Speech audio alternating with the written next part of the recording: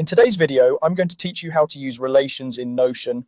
A relation connects one database to another so your information can talk to each other. This is perfect when you want tasks linked to projects, meeting notes linked to clients, or any setup where you don't want to duplicate data across multiple places. First, open your browser and go to notion.com. If you already use the desktop app, the process is the same, but I'll walk through it on the web. Click Login and sign in using your preferred method. Once you're in, head to your workspace. You'll see it listed on the left side. If you have multiple workspaces, make sure you're in the one where your databases live. Now, navigate to the page that contains the database you want to work with. This could be a table, board, calendar, list, timeline, or gallery view. Relations work with any Notion database. Open that database so you can see its column headers and entries.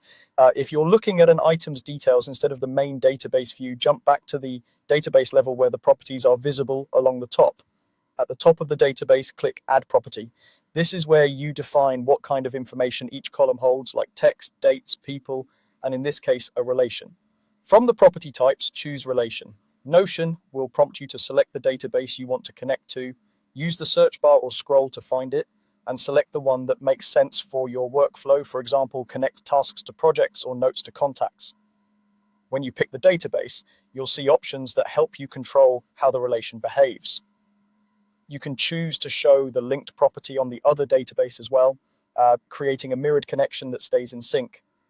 You can also decide if this relation should allow multiple links or just a single connection, depending on how your data should map.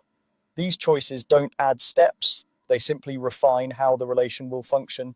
After you confirm, your new relation property appears as a column in the database. From here, you can click into any row and start linking entries from the connected database, making it easy to consolidate context without copy-pasting.